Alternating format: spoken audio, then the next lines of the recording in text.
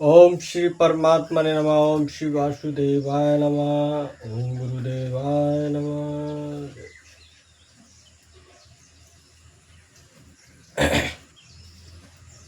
श्रीमद् भागवत गीता के 13वें अध्याय का महात्म और भागवत गीता पितरों की मोक्षदायिनी है। सभी लोग भागवत गीता पढ़ें और सुने। ओम श्री कृष्णाय वासुदेवाय नमः। श्री महादेव जी कहते हैं, पार्वती अब 13वें अध्याय की अगाध महिमा का वर्णन सुनो। उसको सुनने से तुम बहुत प्रसन्न होगी। दक्षिण दिशा में तुंगभद्र नामक की एक बहुत बड़ी नदी है। उसके किनारे हरिहरपुर नामक रमणीय नगर बसा हुआ है। वहाँ हरिहर नाम से साक्षात भगवान शिवजी विराजमान हैं, जिनके दर्शन मात्र से परम कल्याण की प्राप्ति होती है। हरिहरपुर में हरि दीक्षित नामक एक श्रोत्रिय ब्राह्मण रहते थे, जो तपस्या और स्वाध्याय में संलग्न तथा वेदों की पारगामी विद्वान थे। उनके एक स्त्री थी, जिसे लोग दुराचारा कहकर पुकारते थे। इस नाम के अनुसार ही उसके कर्म भी थे। वह सदा पति को कुवाच कहती थी। उसने कभी भी उनके साथ शयन नहीं किया। पति से संबंध रखने वाले जितने लोग घर पर आते, उन सबको डांट बताती और स्वयं कामोन्मत्त होकर निरंतर व्यभिचारियों के साथ रमण किया करती थी। एक दिन नगर को इधर उधर आते जाते हुए पूर्ववासियों से भरा देख उसने निर्जन एवं दुर्गम वन में अपने लिए संकेत स्थान बना लिया। एक समय रात में किसी कामी को न पाकर वह घर के किवाड़ खोल नगर से बाहर संकेत किसी कामी को न पाकर वह घर के किवाड़ खोल नगर से बाहर संकेत स्थान पर चली गई। उस समय उसका चित्त काम से मोहित हो रहा था। वह एक एक कुंज में तथा प्रत्येक वृक्ष के नीचे जा जाकर किसी प्रेतम की खोज करने लगी, किंतु उन सभी स्थानों पर उसका परिश्रम व्यर्थ गया। उसे प्रीतम का दर्शन नहीं हुआ। तब वह उस वन में नाना प्रकार की बातें कहकर विलाप करने लगी। चारों दिशाओं में घूम घूम कर वियोग जनित विलाप करती हुई उस स्त्री की आवाज़ सुनकर कोई सोया हुआ बाघ जाग उठा और उछलकर उस स्थान पर पहुंचा जहां वह रो रही थी। उधर वह भी उसे आते देख किसी प्रेमी की आकांक्षा से उसके सामने खड़ी होने के लिए ओट से बाहर निकल आई। उस समय बाघ ने आकर उसे नख रूपी बाणों के प्रहार से पृथ्वी पर गिरा दिया। इस अवस्था में भी वह कठोर वाणी में चिल्लाती हुई पूछ बैठी, अरे बाघ, तू किस लिए मुझे मारने को यहाँ आया है? पहले इन सारी बातों को तो बता दे, फिर मुझे मारना। उसकी ये बात सुनकर प्रचंड पराक्रमी बाघ क्षण भर के लिए उसे अपना ग्रास बनाने से रुक गया और हंसता हुआ सा बोला, दक्षिण देश में मलापहा नामक एक नदी है। उसके तट पर मुनिपर्णा नगरी बसी हुई है। वहाँ पंचलिंग नाम से प्रसिद्ध साक्षात भगवान शंकर निवास करते हैं। उसी नगरी में मैं ब्राह्मण कुमार होकर रहता था। नदी के किनारे अकेला बैठा रहता था और जो यज्ञ के अधिकारी नहीं हैं, उन लोगों से भी यज्ञ कराकर उनका अत्र खाया करता था। इतना ही नहीं, धन के लोभ से मैं सदा अपने वेद पाठ के फल को भी बेचा करता था।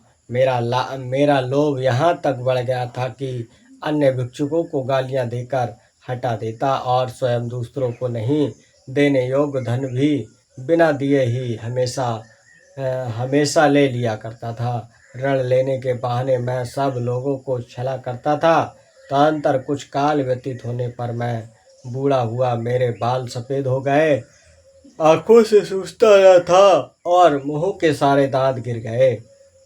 इतने पर भी मेरी दान लेने की आदत नहीं छूटी। पर्व आने पर प्रतिग्रह के लोभ से मैं हाथ में कुश लिए तीर्थ के समीप चला जाया करता था। तत्पश्चात जब मेरे सारे अंग शिथिल हो गए, तब एक बार मैं कुछ धूर्त ब्राह्मणों के घर पर मांगने खाने के लिए गया। उसी समय मेरे पैर में कुत्ते ने काट लिया। तब मैं मूर्छित होकर क्षण भर में पृथ्वी पर गिर पड़ा। मेरे प्राण निकल गए। उसके बाद मैं इसी बाघ योनि में उत्पन्न हुआ। तब से इस दुर्गम वन में रहता हूँ तथा अपने पूर्व पापों को याद करके कभी धार्मिष्ठ महात्मा, यति, साधु पुरुष तथा सती स्त्रियों को मैं नहीं खाता। पापी, दुराचारी तथा उल्टा स्त्रियों को ही मैं अपना भक्ष बनाता हूँ। अतः उल्टा होने के कारण तू अवश्य मेरा ग्रास बनेगी। यो कहकर वह अपने कठोर नखों से उसके शरीर के टुकड़े टुकड़े करके खा गया। इसके बाद यमराज के दूत उस पापनी को स्वयं निपुरी में ले गए। वहाँ यमराज की आज्ञा से उन्होंने अनेकों बार उसे विष्ठा, मूत्र और रक्त से भरे हुए भयानक कुंडों में गिराया। करोड़ों कल्पों तक उसमें रखने के बाद उसे वहाँ से आकर 100 मनवंतरों तक रव नरक में रखा। फिर चारों ओर मुँह करके दीन भाव से रोती हुई उस पापनी को वहाँ से खींचकर दहनानक नामक नर कवे में गिराया। उस समय उसके केस खुले हुए थे और शरीर भयानक दिखाई देता था। इस प्रकार घोर नरक भोग चुकने पर वह महापापनी इस लोक में आकर चांडाल योनि में उत्पन्न हुई। चांडाल के घर में भी प्रतिदिन बढ़ती हुई वह पूर्व जन्म के अभ्यास से पूर्ववर्त पापों में वर्तंत रही। फिर उसे कोढ़ और राज्य क्षमा का रोग हो गया। नेत्रों में पीड़ा होने लगी। फिर कुछ काल के पश्चात वह पुनः अपने निवास स्थान हरिहरपुर को गई, जहाँ भगवान शिव के अंतपुर की स्वामिनी जम्बका देवी विराजमान है। वहाँ उसने वासुदेव नामक एक पवित्र ब्राह्मण का दर्शन किया, जो निरंतर गीता के 13वें अध्याय का पाठ करता रहता था। उसके मुख से गीता का पाठ सुनते ही वह चंडाल शरीर से मुक्ति हो गई और दिव्य देह धारण करके स्वर्ग लोक को चली गई। ओम श्री परमात्मने नमः। और अभी आपने भगवत गीता का 13वां अध्याय का महात्म सुना, और अब आप सुनिए 13वां अध्याय भगवान श्री कृष्ण अर्जुन से क्या कहते हैं। उसके उपरांत श्री कृष्ण भगवान फिर बोले, हे अर्जुन, यह शरीर क्षेत्र है ऐसा कहा जाता है, और इसको जो जानता है उसको क्षेत्रज्ञ, ऐसा उनको तत्व को जानने वाले ज्ञानी जन कहते हैं। और हे अर्जुन, तू सब क्षेत्रों में क्षेत्रगत अर्थात जीवात्मा भी मेरे को ही जान, और क्षेत्रगत का अर्थात विकार सहित प्रकृति का, और पुरुष का जो तत्व से जानना है वह ज्ञान है, ऐसा मेरा मत है। इसलिए वह क्षेत्र जो है और जैसा है तथा जिन विकारों वाला है और जिस कारण से जो हुआ है, तथा वह क्षेत्र भी जो है और जिस प्रभाव वाला है, वह सब संक्षेप से मेरे से सुन। यह क्षेत्र और क्षेत्र यज्ञ का तत्व ऋषियों द्वारा बहुत प्रकार से कहा गया है, अर्थात समझाया गया है, और नाना प्रकार के वेद मंत्रों से विभाग पूर्वक कहा गया है, तथा अच्छी प्रकार निश्चय किए हुए युक्त चित्त ब्रह्म सूत्र के पदों द्वारा भी वैसे ही कहा गया है।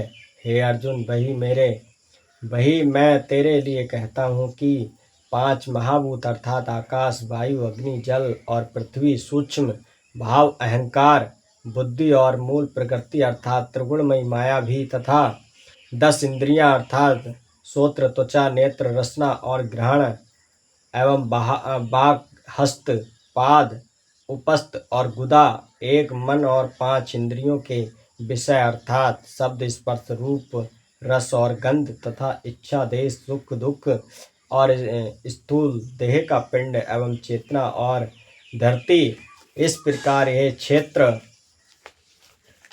क्षेत्र विकारों सहित संक्षेप से कहा गया है। हे अर्जुन, श्रेष्ठता के अभिमान का अभाव, दंभाचरण का अभाव, प्रमाणिक मात्र को किसी भी प्रकार भी न सताना, और क्षमा भाव तथा मन वाणी की सरलता, श्रद्धा भक्ति सहित गुरु की सेवा, बाहर भीतर की शुद्धि, अंतःकरण की स्थिरता, मन और इंद्रियों सहित शरीर का निग्रह, इस लोक और परलोक के संपूर्ण भोगों में आसक्ति का अभाव और अहंकार का भी अभाव, एवं जन्म मृत्यु जरा और रोग आदि में दुख दोषों का बारंबार विचार करना, पुत्र स्त्री घर और धनादि में आसक्ति का अभाव और ममता का न होना, तथा प्रिय अप्रिय की प्राप्ति, सदा ही चित्त का सम रहना, अर्थात मन के अनुकूल तथा प्रतिकूल के प्राप्त होने पर हर्ष सुख आदि विकारों का न होना, मुझ परमेश्वर में एक ही भाव से स्थिति रूप ध्यान योग के द्वारा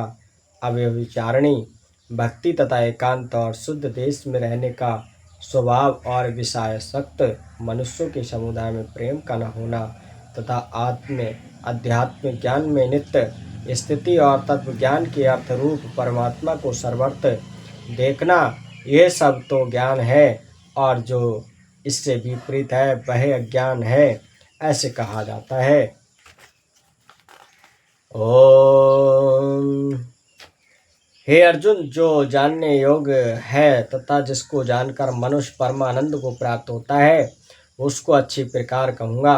वह यदि सिर रहित परम ब्रह्म अकथनीय होने से न सत कहा जाता है और न असत्य ही कहा जाता है, परंतु वह सब ओर से हाथ पैर वाला एवं सब ओर से नेत्र सिर और मुख वाला तथा सब ओर से श्रोत्र वाला है, क्योंकि वह संसार में सबको व्याप्त करके स्थित है और संपूर्ण इंद्रियों के विषयों को जानने वाला है, परंतु वास्तव में सब इंद्रियों से रहित है तथा आसक्ति रहित और गुणों से अतीत हुआ भी अपनी योग माया से सबको धारण पोषण करने वाला है और गुणों का भोगने वाला है, तथा वह परमात्मा चराचर सब भूतों के बाहर भीतर परिपूर्ण है और चर अचर रूप भी वही है, और वह सूक्ष्म होने से अभिव्यक्त है तथा अति समीप में और दूसरे में भी स्थित वही है, और वह विभाग रहित एक रूप से आकाश के सदर्श परिपूर्ण हुआ भी चराचर संपूर्ण भूतों में पृथक पृथक के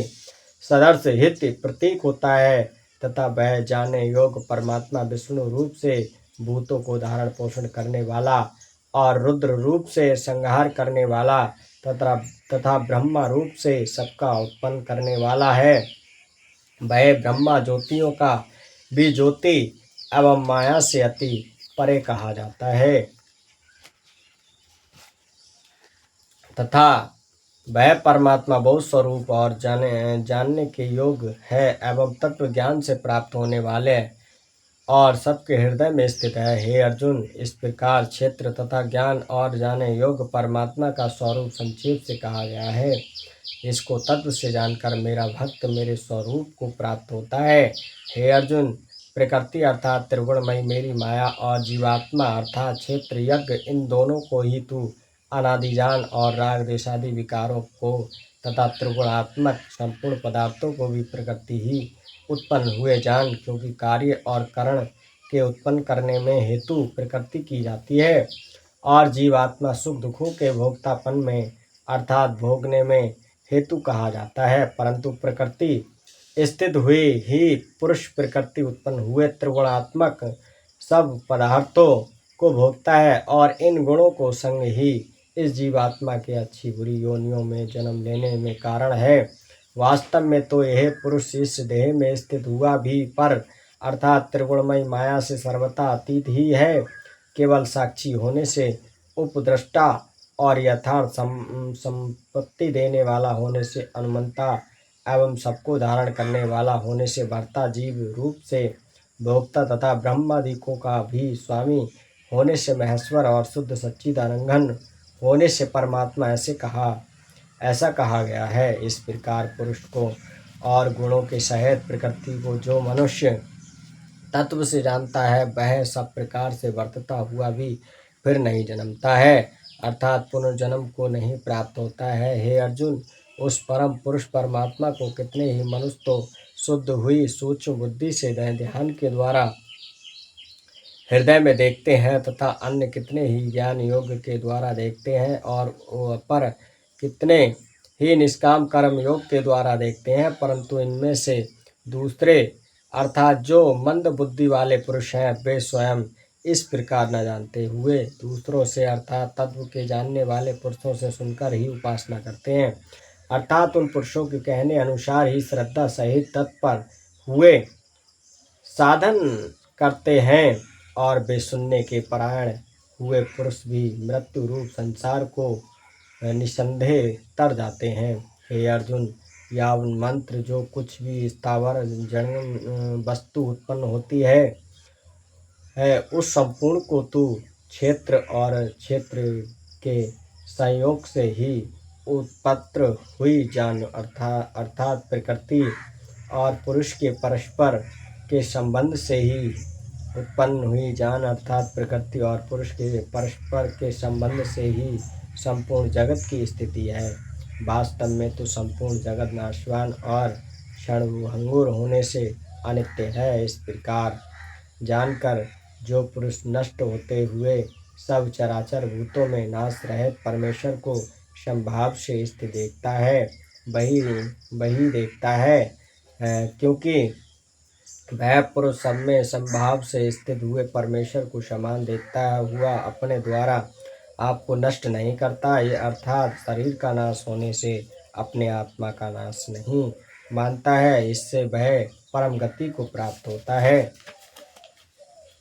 और जो पुरुष संपूर्ण कर्मों को सब प्रकार से प्रकृति ही किए हुए देखता है, अर्थात इस बात को तत्व से समझ लेता है कि प्रकृति उत्पन्न हुए संपूर्ण गुण ही गुण में वर्तते हैं तथा आत्मा को अकर्ता देखता है, वही देखता है। और यह पुरुष जिस काल में भूतों के न्यारे भाव को एक परमात्मा के संकल्प के आधार स्थित देखता है तथा उस परमात्मा के संकल्प से ही संपूर्ण भूतों का विस्तार देखता है, उस काल में सच्चिदानंद ब्रह्म को प्राप्त होता है।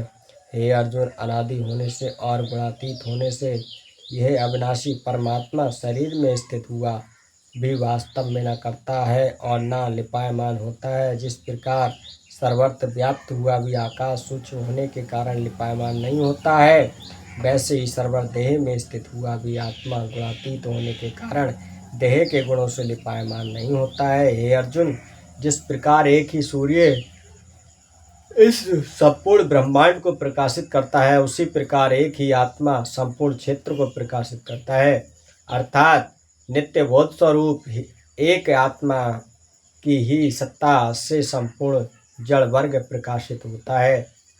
इस प्रकार क्षेत्र और क्षेत्रज्ञ के भेद को तथा विकार सहित प्रकृति छूटने के लिए उपाय को जो पुरुष ज्ञानत्रों द्वारा तत्व से जानते हैं, वे महात्मा जन पर ब्रह्म परमात्मा को प्राप्त होते हैं। ओम श्री परमात्मने नमः। ओम श्री कृष्ण वासुदेवाय नमः।